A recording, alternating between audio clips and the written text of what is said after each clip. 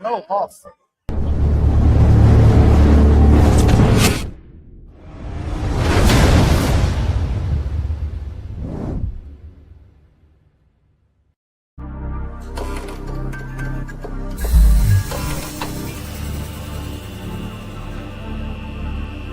This is Chicago. Doors open on the left at Chicago. Welcome to Chicago. Welcome to Chicago. Welcome to Chicago. This is Chicago. Doors open on the left at Chicago. Welcome to Chicago. Welcome. Chicago. Yeah, we're gonna Casa Humilde. Beat the pack. Fuck the pack. Fuck the pack. Fuck the pack. Fuck the pack. Fuck the pack. Fuck the pack. Fuck the pack. Fuck the pack. Oh my God, we are lit at Casa Humilde 3700 Madison in Forest Park. What an amazing crowd that's been supporting the Bears, supporting us. 31-27 victory for the Chicago Bears. 25 points in the fourth quarter to put it down, baby. Ivan, I didn't see the entire second half, sir. I put myself in the car. You want a timeout? No, I gotta switch. You gotta switch it up. You gotta switch up the rooms, man. So I'm superstitious. I went in the car about halfway through the third. Went into the car, sat down with the phone, was watching the game, and good things happened. They did. Good things If happened. you would have walked in the building, I would have sent your ass back outside. So I'm gonna put myself in the car to start the game next week and see if good things happen to start. I swear to God, when you went out to the car, I was like, somebody do a wellness check that he didn't like put a garden hose in the window. I was good. And B, like, Yeah. if you walked back in, I was gonna be like, get the fuck out. The first half, I was ready to end it all, but that I don't know what the hell happened. Some magic, some Chicago magic happened late in that fourth quarter, man. I can't believe it. Chicago, Oh, my God. freaking miracle. Bears 445 total yards. The Iceman cometh. Yes, sir. Iceman threw 352 rushing yards, 93 yards per play, 5.8 for Chicago Bears. First down 24-21. Third down conversion 10 for 19 to the Packers, 6 for 15. Fourth down conversion 2 for 6, 3 for 3 for them. Total plays 77 for us. Time of possession 32-41-27. Huge. Everything we talked about, which was time of possession, being able to run the ball, and Caleb putting his cape on, is what we looked at halftime, and it came true. Right, it came true. A lot of missed opportunities, right? But the way that it was a different team, both sides of the football, offense, defense, whatever they said in that locker room, they took it to heart and they flipped the switch. Was And Jason Hayward in there? yeah, right. There's a locker room speech. There's a game 7 locker room Little speech. cup nugget. But Listen, I don't want to say that Bounty Gate was reinstated by Dennis Allen. But they were hitting. They were more physical in the second half than the Packers. The Packers came out like the game was already done, and it bit them in the ass. And the Bears are more aggressive. Look, I just you could see how much they struggled in that first half. But the way that they adjusted, the way that they believe, the way that they come game in and game out, and they never quit. They're in every game they play. I don't care against whoever they play next, they're going to be in that ball game. But this one, I thought that last Packers game was the best Packers game I've ever seen. A Bears Packers game. This one tops. This one's the best Bears Packers game ever. Down 21-3. Almost like you couldn't do anything, and then all of a sudden, boom, you respond. And look, you shut them down. You shut them down completely. Donuts in the second half from the Green. If it wasn't for that touchdown drive, it would have been shutout. It would have been a shutout in that half. What's up? Later, next week. Again, look, fans are just coming up to us and just. This is amazing. What an amazing time here at Casa Humilde. What a packed house. Food was great. Beer was flowing. Ivan was in a car by himself. I hope he had the heat on. This is what I no, but this is what I did it. Game 7 of the World Series. I did it. Every Bears comeback, that Cardinals comeback. Yeah. I was by myself. Both Mike Brown interceptions by myself. Thank me. It's me. It was me. By yourself. Bears again win 31-27. Caleb Williams was 24 for 48, threw almost 50 times. It's insane. 2 touchdowns, 2 NOs. He was sacked 1 time with a rating of 71.6. Swift was 13 for 54. Monangai was 8 for 27. Loveland leading receiver, Colston Loveland. 8 for 137. You can't say enough about that young man. Like, I mean, first of all, He's arrived. He has arrived. He is on a national leg. everything you want in a superstar, and probably more. And he's so young. He's a rookie. He's mature.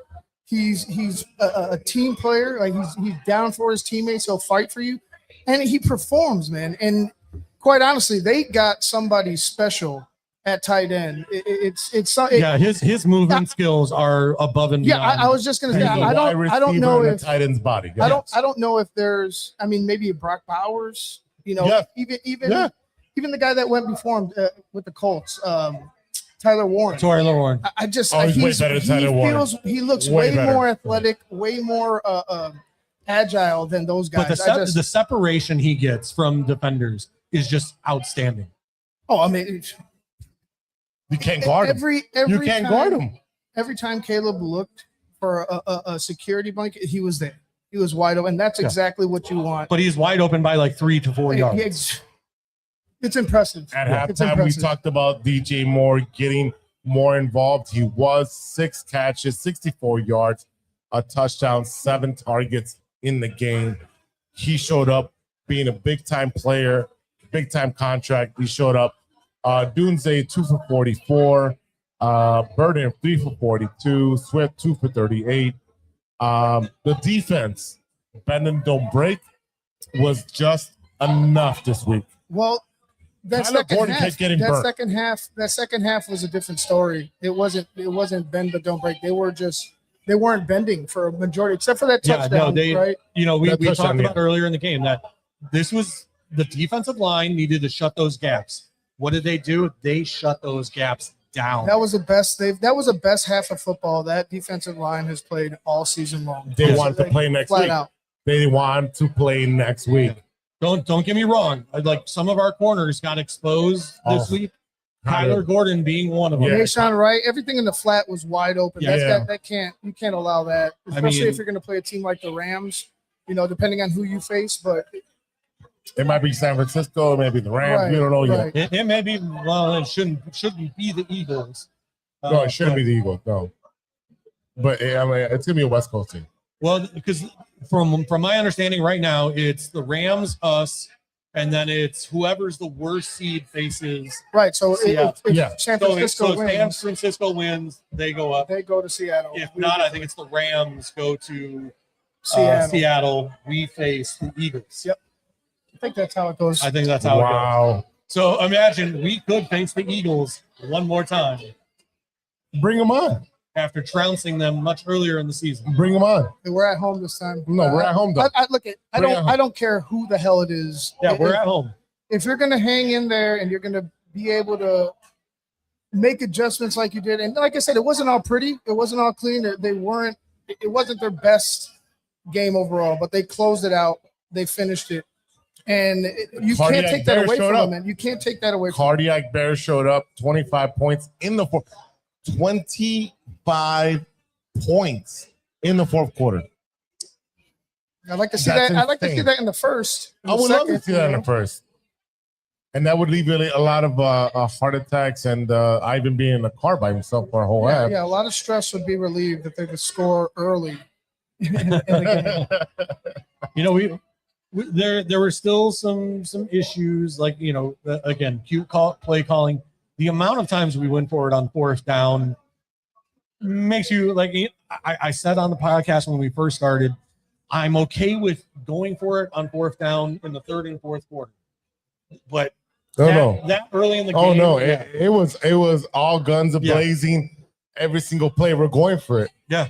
And it bit us in the ass one time. Yeah. Right. You know, they got that incomplete and they had it at the 30-yard line. They went forward and got the touchdown. But at the end of the day, the Bears pull off the victory in the fourth quarter.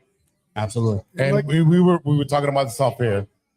How can we continue not to do this in the fourth quarter?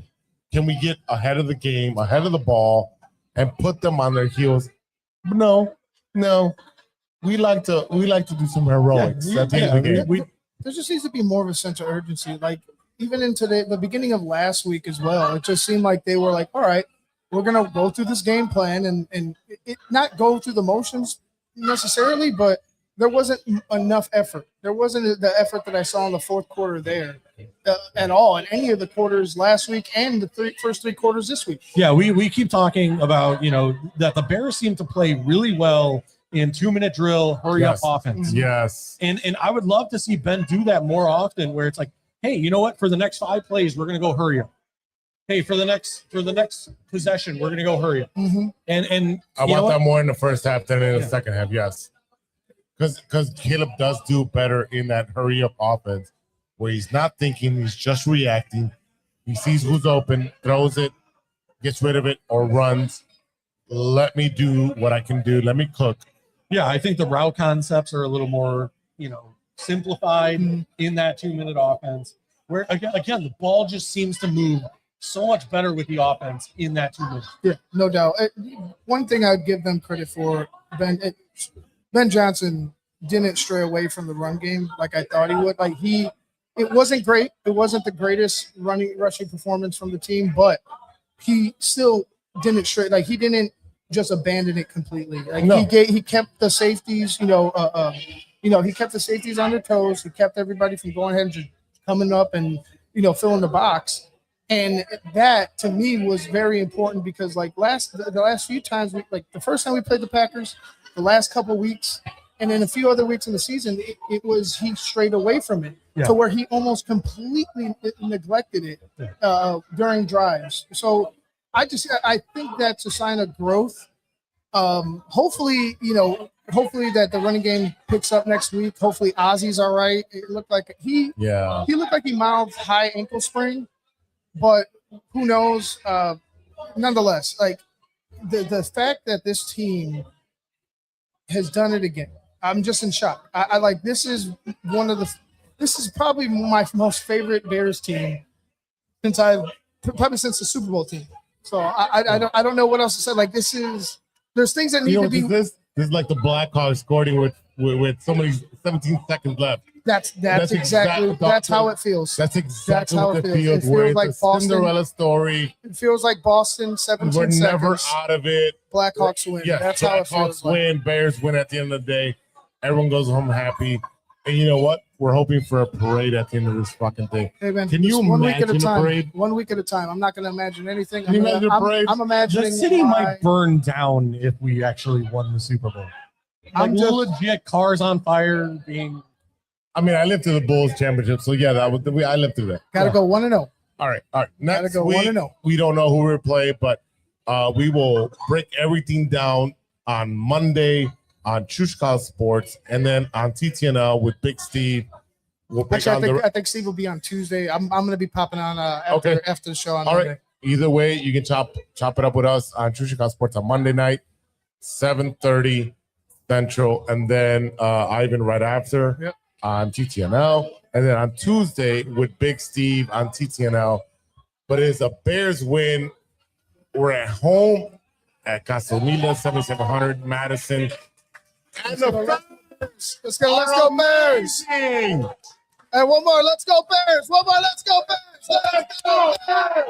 Let's go Bears. Let's go Bears. Let's go Bears. Let's go Bears. Let's go Bears. Let's go Bears.